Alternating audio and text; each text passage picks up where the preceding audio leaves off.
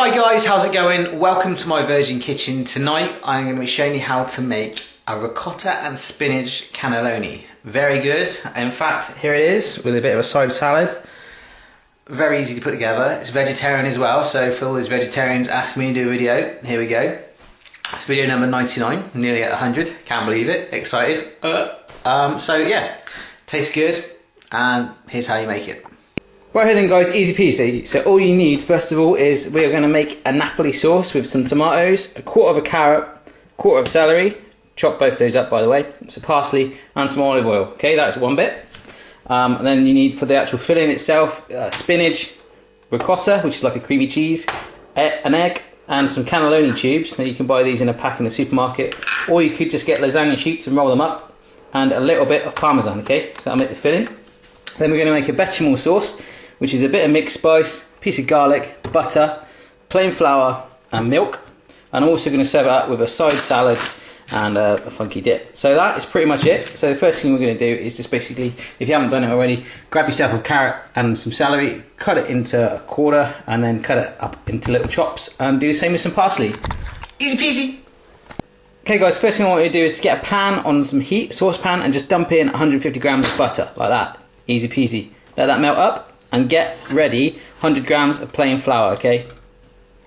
Okay guys, that butter's bubbling away. What I've done is just basically chopped up my garlic quite roughly, only half of it by the way. I'm going to plonk it in there.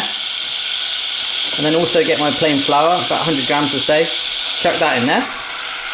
What we want to do is keep stirring this. And in a couple of minutes, just going to chuck in our milk, 600 mils of that, okay? Right here, now let's get the milk in there. All 600 mils of that. Nice. Remember, you've got to keep stirring this, okay? So give that another couple of minutes.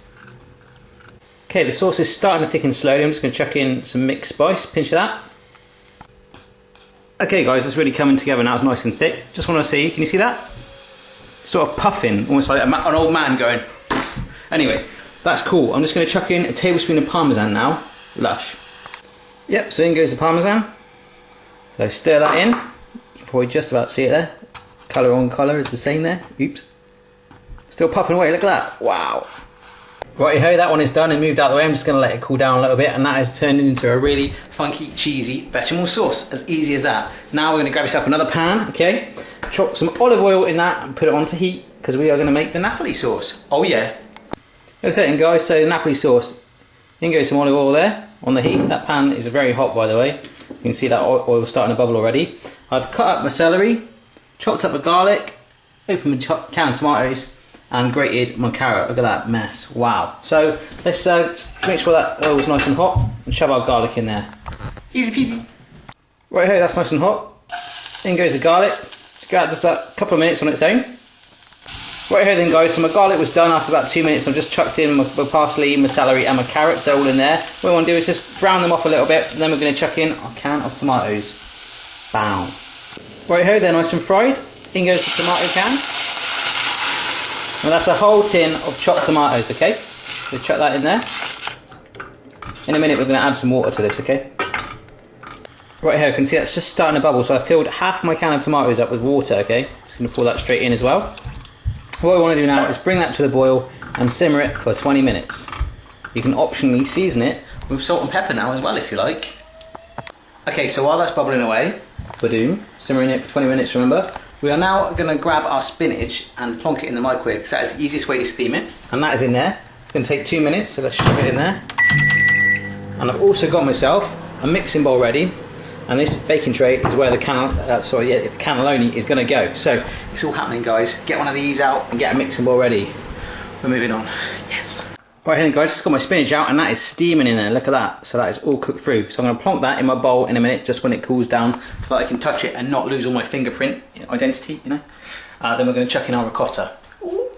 Right here, so spinach in there, now just dump in your ricotta. Blech. Yep, so in goes the egg, just dump that straight on top. Lush. Also grab your parmesan.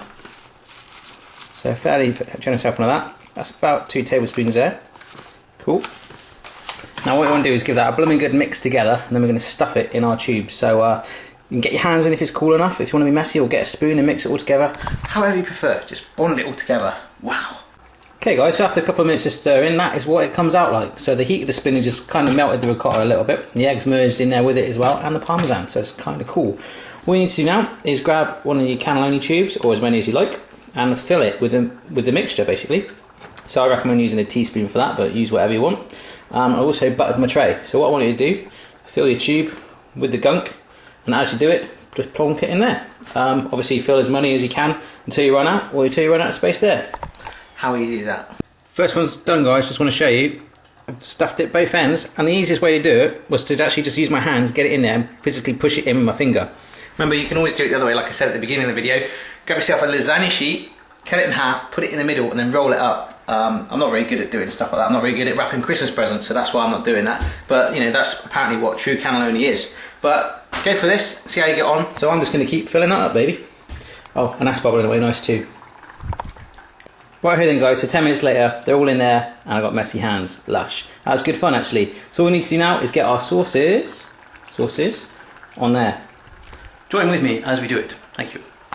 Okie dokie then guys, so the first thing you need to do is grab your bechamel sauce and just spoon it and smear it all over your pasta tubes.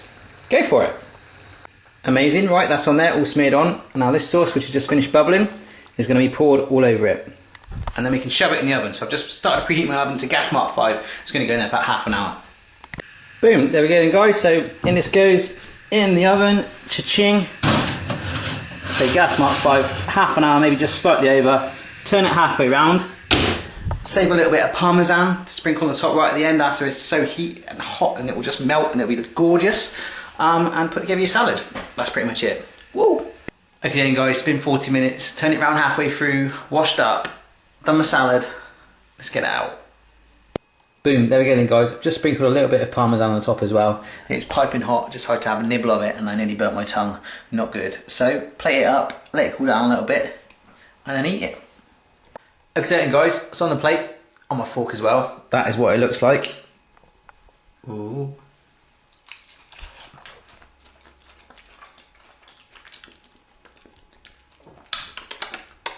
That is good, that is very, very good. I've had this before in a restaurant and I loved it, and I love that too. So, yeah, I really do like that. If I can make that, absolutely anyone in the world can, even you. Have a go for yourself, let me know how you get on, and I will see you again on the next video, which will be video 100.